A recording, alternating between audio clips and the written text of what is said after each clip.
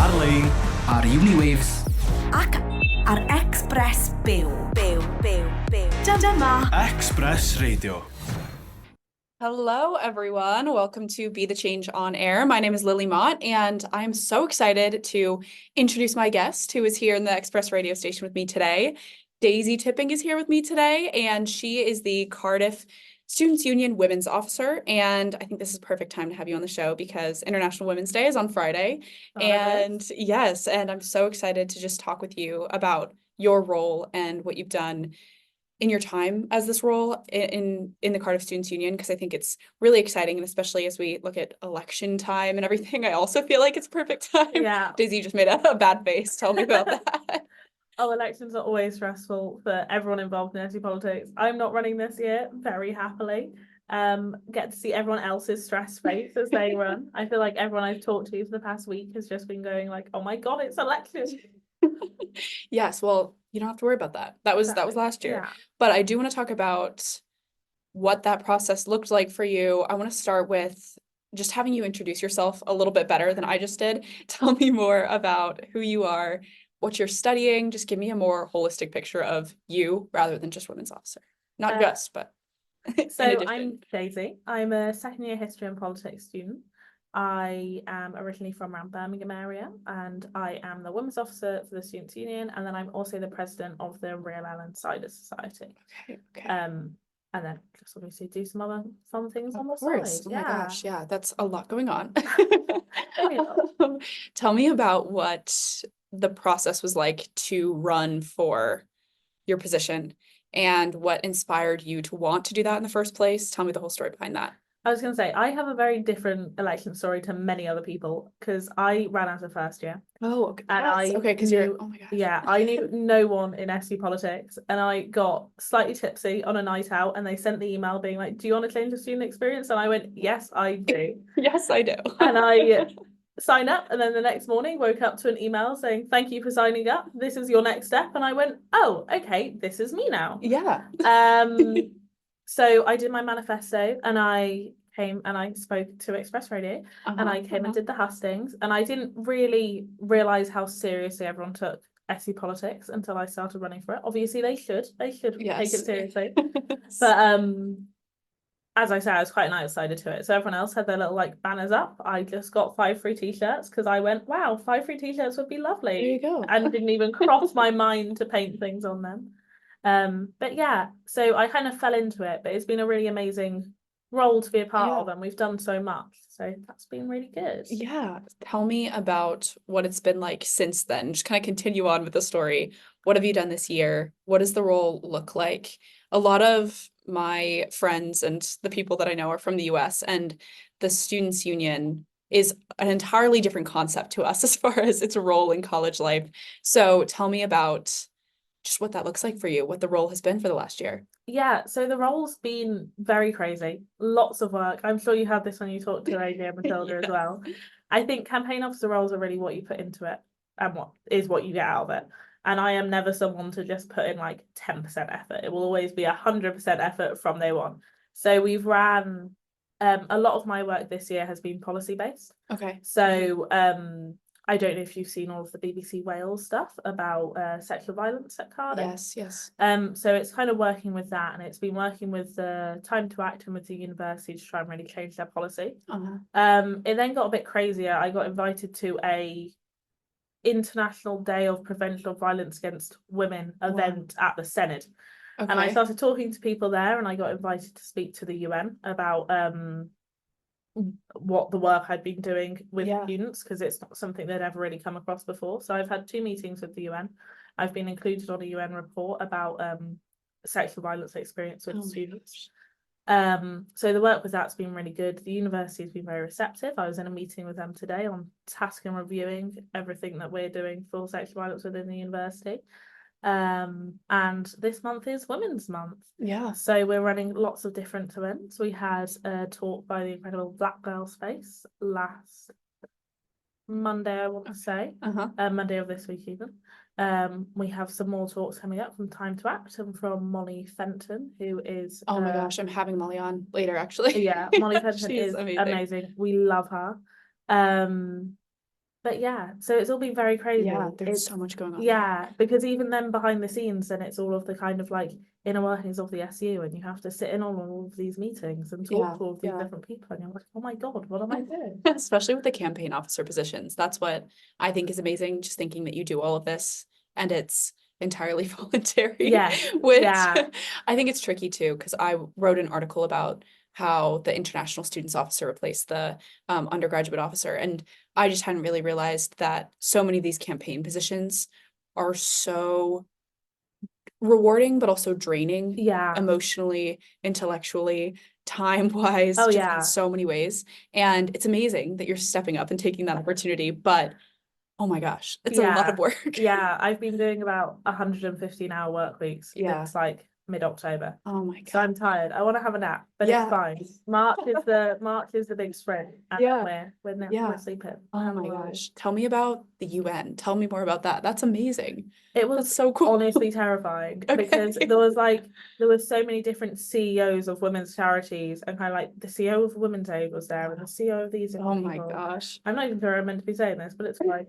If it was but in the was report, kind of, it's like yeah, they were kind of like they were all sat around. It was all they would go around and they'd be like, I have this much experience in the violence against women and girls sector, and I have this much, like 25 years. And then they kind of came to me, and I was like, hi, I'm Daisy. I'm the women's officer for the student union. That's so, oh my And then they all gosh. kind of like took a step back, and then I'd share my points. They were like, actually, that's really fair. Yeah, But like the first like step was kind of a bit like, oh my God, I'm so scared. yeah. Yeah. I feel like that is such an important lesson to share though with people, where it's like your experience and your kind of authority on this issue is valid. Yeah. It's just that you have to kind of Fight.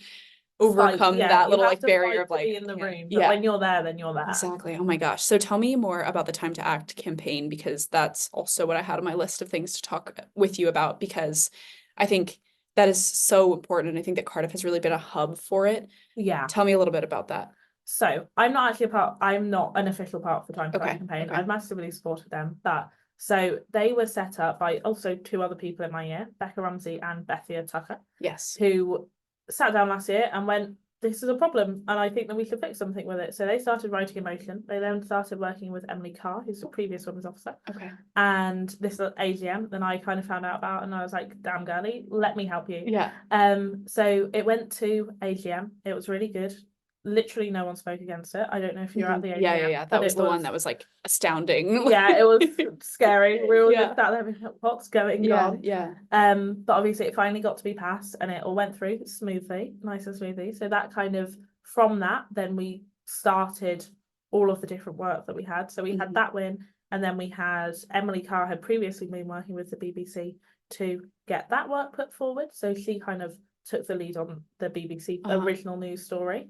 And then the university reached out to have a meeting with us. So that happened about 2 weeks later, and we presented 5 key changes to them. Okay. So that's so currently then there's a complaint window that if any incident that happens to you in the university, you have 28 days to complain about it. Okay. So that's if your housemate beat you up, or if or if a lecturer yelled at you, like they're kind of treated the same. So we implemented for that to be removed, for bystander training to be introduced to staff members. Okay. I'm really testing my memory here. The possibility of a hardship fund being set up for victims. Okay. And change to extenuating circumstances. Okay. And what was the other one? A progressive definition of sexual violence to be adopted by the university. Interesting. Okay. Wow. Those are huge. Do you think that that's been, have other universities around the UK, this is kind of putting you on the spot, but to your knowledge, do they already have these, or is Cardiff kind of progressive with this, unfortunately? Tell me about that. I think that's the thing. Sadly, Cardiff is actually quite progressive at this point. Yeah. It's not doing what it needs to do, but we are progressive in the grand scheme of things. A lot of universities, what I always like to say, is not a fun thing to talk about. Yeah. When you come to universities, you want to have the fun things. Like the SU wants to focus on the fun stuff, like YOLO and things, and it doesn't necessarily want to think about like the sad stuff. So I keep on being like, yeah, we should really talk about consent in Freshers Week, and everyone's like, should we though? Yeah. Because that's particularly what you want to come into university and see, but it's kind of the like nitty gritty that no one wants to talk about until someone does. And students are never really in the position to be able to stand up and go, no, this is the issue, Yeah. which is what's really good, which is what's starting now. Mhm. Because there's like, I think the statistics of it are quite scary because there's not a comprehensive report for how sexual violence has impacted students across the UK. Okay. The only thing that you can look at is the crime statistics done by the National Office of Statistics, and that covers everyone. But that shows that in different occupational categories, if we count students as an occupational category, I know it always feels weird when I have to put my job down there and I'm like, I am a student. But students, 8% of all students interviewed had been sexually assaulted. The next highest category was unemployed, and that was 2.8%. So there was such an incredible difference between them. And that doesn't even cover, so that I said that covers everyone. It doesn't cover anyone living in group accommodation. This Office for Student Statistics wouldn't cover that.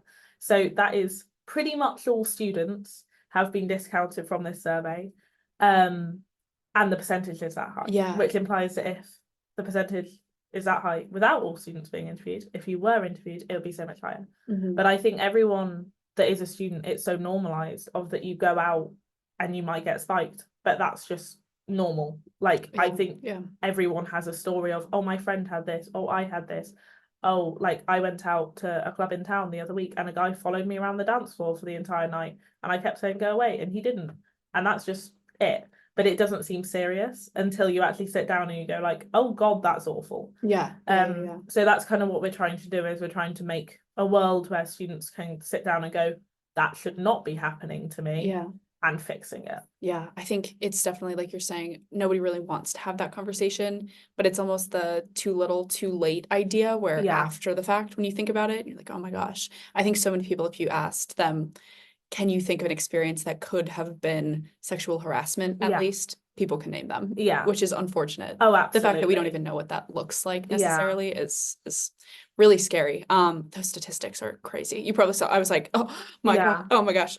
But wow, that's so, as far as the work that, how does it work, kind of the pass on? Does the next women's officer have her own things that she does? Does it kind of continue with, so tell me about, I guess the manifesto as well. What does that process look like?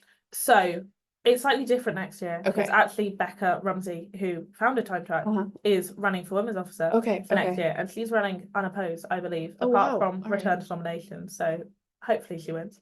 I think she's a pretty good candidate myself. But so she kind of has all of the stuff that I've been doing this year on board. She was a part of my women's association, so she's kind of known everything that I'm doing, because there's other things that we've been doing, like period products across campus that we've been giving. We've been working with the SU to give them around to different places on campus, and we've also been working with the university to implement them across campus. So recently the university have confirmed that they will be putting in, over the next few months, period products in every ground floor bathroom across campus, male and female. There will be a bag of period products. Oh my gosh. You can never be caught across campus without a period product again. Which that's quite good. But the manifesto process really is just whatever you want to do. Everyone comes in with different ideas. Generally, then you'll try and carry on the work that your previous person did. I was quite lucky because Emily Carl was also working on sexual violence, and I came and I was like, sexual violence. She was like, wonderful, great, perfect. This is what we've done. I think it can be a bit more tricky with like SAB roles, because obviously they have like a lot more time to do the things that they want to do, and they have their list of priorities that they want to do. So I feel very bad for the SU staff that have to switch up every year of kind of like, this is what we're doing this year, and this is what we're doing this year.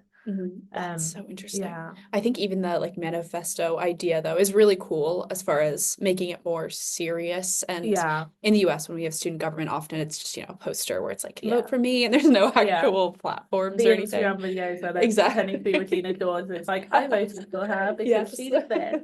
Yes, but I love that there actually has to be kind of commitments and goals for people. I think that's that's a lot better of a foundation. It makes it a lot more serious. I feel like when you say, this is what I'm hoping to do, these are the plans. Tell me about what you're doing for March. Tell me if there are any upcoming events, anything like that for women's everything. We are having 2 coffee mornings. One on the 8th, that's the first one. I think the next one is on the 13th, but let me just check my calendar to see, because it fully may not be. Actually on the 12th. Okay, So good it's on thing the we 8th checked. and on the 12th. And then there's a lot of other stuff going on. So on the 11th in the evening, then we do have a networking event that we're hoping to run. So that's we're inviting a lot of outside businesses, lots of charities, lots of different people that people might want to network with. Wine and nibbles provided. That's in the lodge. And then the big one is on the 21st. We are doing a women's showcase. And then after that, we are doing a club night, for a women's based club night. So that's in collaboration with FemSoc, Okay. who I think you've also spoken to Yes. the Oh my president gosh, of. so I know. fun. Yeah, Sharon and Rashani scare me. They're so wonderful. And like the way that they bounce off of each other is just amazing. Yeah. Their personalities Yeah. complement each other so well. It's so fun. Yeah, we love them. But so it's in collaboration with them. We are doing that on the 21st. Okay. So wow, that's kind of the exciting big, month. that's the big stuff. Yeah, we're doing Yeah. a few other talks. The dates are still to be confirmed with that. Okay. As I say, with Time to Act and Yeah. with Molly, maybe some other people if I can beg them enough. But Definitely. yeah. That's so exciting. So when you're looking at handing off the role, which may be a little bit scary, maybe a little bit relieving, both. Yeah. Yeah. Okay. What are you gonna do? You still have a whole other year here, which a lot of people don't have Yeah. when they do these No, I roles. know. So I- what's that gonna look like? I'm very excited to support Becca in everything that she Yes, wants to yeah. do. I've already told her I'll do anything that she possibly needs me to. I'm happy to not be responsible for it anymore. I think I did consider running again, but it was kind of the question of what would I run on? And I always answered that question was anything that I would want to do next year, I would just do this year instead. Yeah. Anything that I would campaign on needs to be done. So I would just do it rather than like being like that. It's a wait. I love that attitude. I think Yeah. that's so smart. It's not the smartest for my work-life Yeah, balance, maybe but like maybe not the most for yeah, self-preservation, yeah, but but as far as getting it done, yeah, yes. I think it's more just kind of like I always answer that question. So I'm very happy for Becca to come in and give her own perspective to it. She's done so much wonderful activism work already. She's a part of Love Your Period, which Molly's founded. Obviously, she founded Time to Act. She does so much. So I'm very excited to be able to support her in everything that she wants to do, because that's a similar thing that my because so I'm the president of the society this year, and I'm taking a step back. I'm being a social sec with helping out on that front as well. So I'm happy to just help people going forwards. That's rather than so necessarily just because I keep on saying I'll have no work to do. Realistically, it's third year and have a dissertation and all of these different things to do. You'll have It's a lot of plenty. work. Yeah, there's so much work to do, but it'll feel like a lot more of a step back. Yeah, a lot more relaxed. And I do think it's amazing that you'll be able to support them from the position of someone who's already done it and Yeah. who knows how the role works. And I think that's really valuable in itself. So Yeah. that's really exciting. And yeah, it is cool. You have a whole other year to try to support, but also impact change in Yeah. your own way and just be there to kind of have that continuity. Because I think that is kind of a Yeah. downside too, when you have the maybe officer transition and then everybody just leaves and then the whole new Yeah. group has to come in and then everybody just leaves. So that's also what's kind of nice about sabbatical officers, I guess, though, is that they kind of stay a little bit like they've Yeah. been students and then they pass it on and things. It feels a little bit like longer in a way, but Yeah. there's also money involved. Exactly. Yeah. But that is so kind of that's so interesting. Like your story, the what inspired you to get started with this, where you're just like, Yeah. I think that I should just do it. I love it. Yeah, because I had my own experience with it. Yeah. And I just kind of I felt like the university could be doing better. So I just kind of did. I love it. Yeah. I have a signature question that I think you're gonna have a great answer for, just because of that Okay. introduction to this work. Lots of young people want to create change and make a difference, but they may not know how to get started with that work. What advice do you have for those people who may be listening? That is such a good question. I think really, whatever opportunity you are given, you will find a way to shape into what you want to make it. So before I did women's officer, I was an academic rep. I did not think that was going to go anywhere. I just did it because they said we need people to put their names down, and I went, okay, sure. And it was kind of in that I made the changes I wanted to make, because I think that it sounds really cool to say anyone can make change. Anyone can do anything that they want to. You just need to be able to willing to say yes.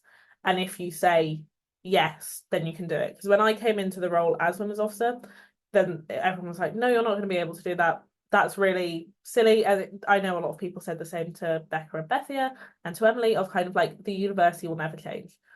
people were saying to me like, oh, the university will, like, the UN will never listen to you, that sort of thing. But if you just say, yeah, sure, I'll come along, you might as well. If someone's going to say no, they're going to say no. But generally, people want to listen to you. People are so ready and willing to help, and you just need to be there to actually get that opportunity.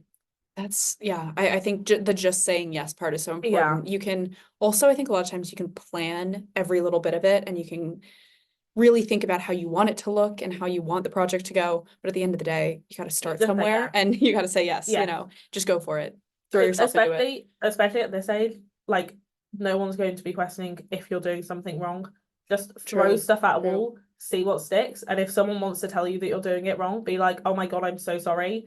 Perfect, great, fix it. Yeah, exactly. That's what I think it is it's not, you know, it's kind of the idea, it's not a no, it's just Yeah. figure out a different way, Yeah. you know. And I think especially when you're young, figuring out like if people do criticize the work that you're doing, okay, then you do it or you help me Yeah. fix what I'm doing. Yeah. You know, I think that's a great response to Yeah. that, you know. And I think just saying yes is the first step, which I love that advice. I think it's awesome.